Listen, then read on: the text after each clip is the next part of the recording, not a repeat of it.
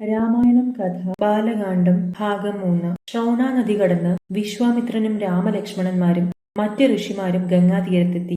അവർ ഗംഗാതീരത്ത് വിശ്രമിച്ചു. അതിരാവിലെ എഴുന്നേറ്റ് ഗംഗാസ്നാനം നടത്തി സൂര്യ നമസ്കാരം ചെയ്തു. പുണ്യനദിയായ ഗംഗയുടെ കഥയറിയാൻ താല്പര്യം പ്രകടിപ്പിച്ച രാമനോടായി വിശ്വാമിത്രൻ ഗംഗാദേവിയുടെ കഥ പറയാൻ തുടങ്ങി. ഹിമവൻ രാജാവിനും പത്നി മേനക അഥവാ മനോരമയ്ക്കും 2 പുത്രിമാരുണ്ടായിരുന്നു.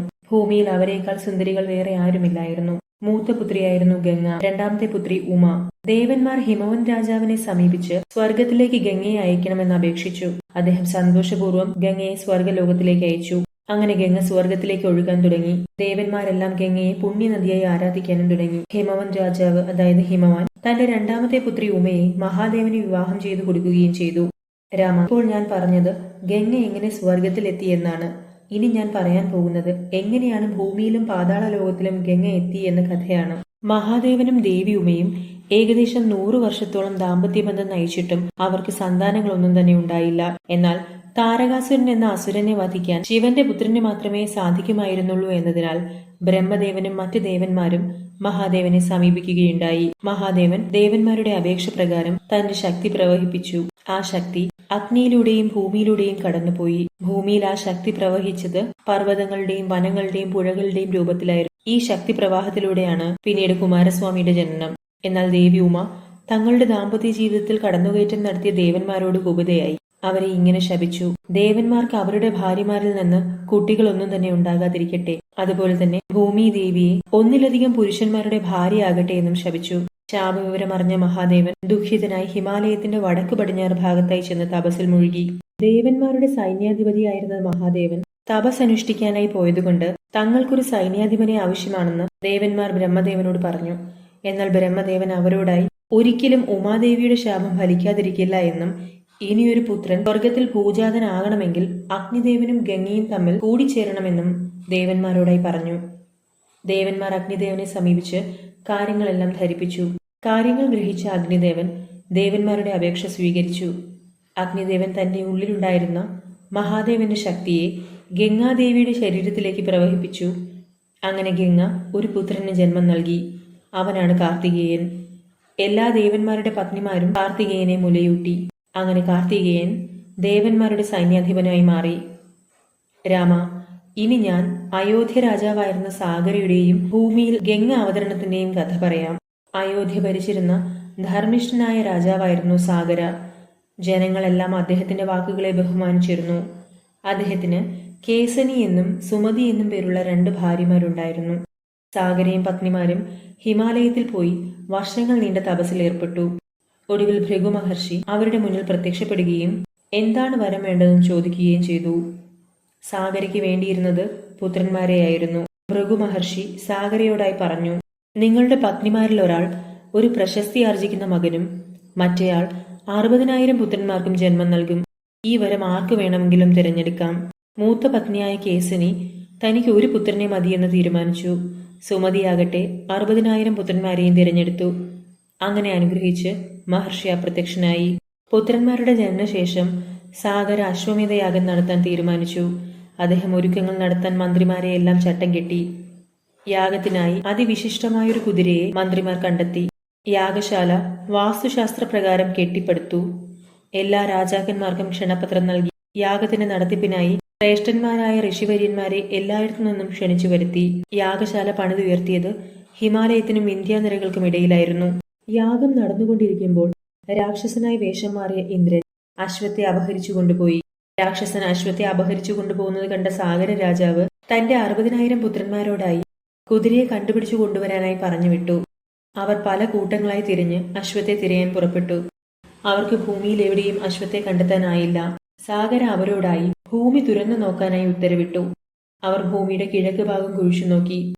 അവർക്ക് സംശയം തോന്നിയ എല്ലാവരെയും അവർ വധിക്കാൻ തുടങ്ങി. കിഴക്ക് ദിശ തുറന്നുപോയ അവർ അതിഭീമാകാരനായ ഒരു ആന ഭൂമിയെ തലയിൽ ചുമന്നു നിൽക്കുന്നതായി കണ്ടു. അവർ ആ ആനയെ പ്രദക്ഷിണം ചെയ്തിട്ട് തെക്ക് ദിശയിലേക്ക് പോയി. അവിടെയും അവർ ഇതേ കാഴ്ച കണ്ടു. പടിഞ്ഞാറോട്ടും വടക്കോട്ടും പോയപ്പോഴും ആന തന്റെ ശിരസിൽ ഭൂമിയെ താങ്ങുന്നതാണ് അവർ കണ്ടത്. ദേവന്മാരും ഗന്ധർവന്മാരും അസുരന്മാരും ഋഷിമാരും എല്ലാം ഒരുമിച്ച് ചേർന്ന് സാഗരയുടെ പുത്രന്മാർ നടത്തുന്ന അക്രമങ്ങളെപ്പറ്റി ബ്രഹ്മദേവനോടായി പരാതി പറഞ്ഞു. ബ്രഹ്മദേവൻ അവരോടായി പറഞ്ഞു, ഈ അക്രമങ്ങൾക്ക് ഉടൻ തന്നെ അറുതി വരുന്നതാണ്. ഭഗവാൻ നാരായണൻ ഭൂമിയെ സംരക്ഷിക്കാൻ വടക്കു പടിഞ്ഞാറ് ദിശയിലായി കപിലമുനിയായി സാഗരയുടെ പുത്രന്മാരെ കാത്തിരിക്കുന്നുണ്ട്. അദ്ദേഹം അവരെയെല്ലാം വധിച്ചിരിക്കും. ഇത് കേട്ട് എല്ലാവരും തിരികെ അവരുടെ സ്ഥലങ്ങളിലേക്ക് തിരിച്ചു. വൈകാതെ സാഗരയുടെ പുത്രന്മാർ വടക്കു പടിഞ്ഞാറ് ദിശയിലെത്തി. അപ്പോൾ അവിടെ ഒരു മുനി ഒരു വൃക്ഷത്തിന് താഴെയായിരിക്കുന്നത് അവർ കണ്ടു. അതിനടുത്തായി ഒരു കുതിര പുല്ലുമേയുന്നതായും കാണാമായിരുന്നു. കുതിരയെ കണ്ട അവർ ഈ മുനി തന്നെയാണ് തങ്ങളുടെ കുതിരയെ അപഹരിച്ചതെന്ന് തീർച്ചപ്പെടുത്തി. ആയുധങ്ങളുമായി മുനിയെ കൊല്ലാനായി അലറിയെടുത്തു. അലർച്ചകൾ കേട്ട് കണ്ണു തുറന്ന മുനിയുടെ കണ്ണിൽ നിന്നും പ്രവഹിച്ച രശ്മികളിൽ സാഗരയുടെ പുത്രന്മാർ കത്തിച്ചാമ്പലായി മാറി. പുത്രന്മാരുടെ മടങ്ങിയവരവ് പ്രതീക്ഷിച്ച് ഒരുപാട് കാലം സാഗര രാജാവ് കാത്തിരുന്നു. സുമതിയിലുണ്ടായ 60,000 പുത്രന്മാരെ കൂടാതെ സാഗരയ്ക്ക് മൂത്ത പത്നിയായ കേസിനിയിൽ ഒരു പുത്രനും ജനിച്ചിരുന്നല്ലോ. അസമാഞ്ജസ എന്നായിരുന്നു അവന്റെ നാമം. അസമാഞ്ജസ ചെറുപ്പത്തിൽ തന്നെ ക്രൂരനും മോശം സ്വഭാവക്കാരനുമായതിനാൽ സാഗർ അവനെ കൊട്ടാരത്തിൽ നിന്നും പുറത്താക്കിയിരുന്നു. എന്നാൽ അസമാഞ്ജസയുടെ പുത്രനായ അസുമൻ ദയാലുവും സമർത്ഥനുമായിരുന്നു. അതിനാൽ എല്ലാവർക്കും പ്രിയപ്പെട്ടവനുമായിരുന്നു. സാഗര അസുമന്തിനോടായി തന്റെ പുത്രന്മാർക്ക് എന്താണ് സംഭവിച്ചതെന്ന് അറിഞ്ഞു വരാനായി പറഞ്ഞയച്ചു.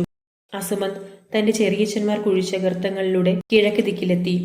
അപ്പോൾ അവിടെ ഒരു ആന ഭൂമിയെ ശിരസിൽ വഹിക്കുന്നത് അവൻ കണ്ടു. അവൻ ആനയെ പ്രദക്ഷിണം ചെയ്തു. ആന അവനെ അനുഗ്രഹിക്കുകയും ചെയ്തു. തുടർന്ന് തെക്കു ദിശയിലും പടിഞ്ഞാറും വടക്കോട്ടും പോയ അസുമന്ത് ഇതേ കാഴ്ച തന്നെ കണ്ടു. വടക്കു പടിഞ്ഞാറെത്തിയ അവൻ ഒരു ചാര കൂമ്പാരം തന്നെ കാണുകയുണ്ടായി. അതിനടുത്തായി ധ്യാനത്തിൽ മുഴുകിയിരിക്കുന്ന ഒരു സന്യാസിയെയും അവൻ കണ്ടു. തൊഴുകയോടെ അവൻ ആ സന്യാസിയെ പ്രണാമം ചെയ്തു വണങ്ങി. കണ്ണു തുറന്ന കപിലമുനി അവനോടായി നടന്നതെല്ലാം വിവരിച്ചു. നിന്റെ ചെറിയച്ഛന്മാരുടെ പാപങ്ങൾ കഴുകിക്കളയാൻ ഗംഗാജലത്തിന് മാത്രമേ സാധിക്കൂ എന്ന് അദ്ദേഹം അസുമന്തിനോടായി പറഞ്ഞു. കപിലമുനിയുടെ അനുവാദത്തോടെ അവൻ യാഗാശ്വത്തെ കൂടി സാഗരയുടെ അടുത്തെത്തി. സാഗര രാജാവ് മുടങ്ങിപ്പോയ അശ്വമേധയാഗം പൂർത്തിയാക്കി. പക്ഷെ സാഗരയ്ക്ക് ഗംഗാജലം ഉപയോഗിച്ച് തന്റെ പുത്രന്മാരുടെ പാപക്കറ നീക്കാൻ സാധിച്ചില്ല. അസുമന്തും തന്റെ ഭരണകാലത്ത് ഗംഗാനദിയെ ഭൂമിയിലേക്ക് കൊണ്ടുവരാൻ ശ്രമിച്ചെങ്കിലും പരാജയപ്പെട്ടു. എന്നാൽ അദ്ദേഹത്തിന്റെ പുത്രനായ ഭഗീരഥൻ ഗംഗയെ ഭൂമിയിലെത്തിച്ചു. എന്നിട്ട് പാതാളത്തിലേക്ക് ഒഴുകി തന്റെ പിതാമഹന്മാരുടെ പാപങ്ങൾ കഴുകിക്കളഞ്ഞു. ആ കഥ ഇങ്ങനെയാണ്. ആയിരക്കണക്കിന് വർഷങ്ങളുടെ കഠിന തപസ്സിനൊടുവിൽ ഭഗീരഥന്റെ മുൻപിൽ ബ്രഹ്മദേവൻ പ്രത്യക്ഷനായി. ഭഗീരഥനോടായി മഹാദേവന് മാത്രമേ ഭഗീരഥന്റെ ആഗ്രഹം നടത്തിത്തരാൻ സാധിക്കൂ എന്ന് അദ്ദേഹം പറഞ്ഞു. ഭഗീരഥൻ മഹാദേവനെയും ഗംഗയെയും മനസ്സിൽ ധ്യാനിക്കാൻ തുടങ്ങി. ഭഗീരഥന്റെ തപസ്സിൽ സംപ്രീതയായ ഗംഗാദേവി ഭൂമിയിലേക്ക് ഒഴുകാൻ തീരുമാനിച്ചു. എന്നാൽ സ്വർഗത്തിൽ നിന്നും ഗംഗ നേരിട്ട് ഭൂമിയിലേക്ക് പ്രവഹിച്ചാൽ ആ പ്രവാഹത്തെ സ്വീകരിക്കാൻ ഭൂമിക്ക് സാധിക്കില്ലെന്ന് മനസ്സിലാക്കിയ മഹാദേവൻ തന്റെ മുടിക്കെട്ടിലേക്ക് സ്വർഗത്തിൽ നിന്ന് ഒഴുകുന്ന ഗംഗയെ സ്വീകരിച്ചു. അതിനുശേഷം ഭൂമിയിലേക്ക് പതിയെ പ്രവഹിപ്പിച്ചു. ഗംഗ ഭഗീരഥനെ പിന്തുടർന്നൊഴുകി പാതാള ലോകത്തെത്തി. സാഗരയുടെ പുത്രന്മാരുടെ ചാരം നിറഞ്ഞ കൂന ഗംഗാജലത്തിൽ ലയിപ്പിച്ചു. അങ്ങനെ ഭഗീരഥനാണ് ആദ്യമായി ഭൂമിയിൽ ഗംഗാജലത്തിൽ പിതൃതർപ്പണം നടത്തിയത്. അതിൽ പിന്നെ ഗംഗ സ്വർഗം, ഭൂമി, പാതാളം എന്നീ 3 ലോകങ്ങളിലും ഒഴുകാൻ തുടങ്ങി.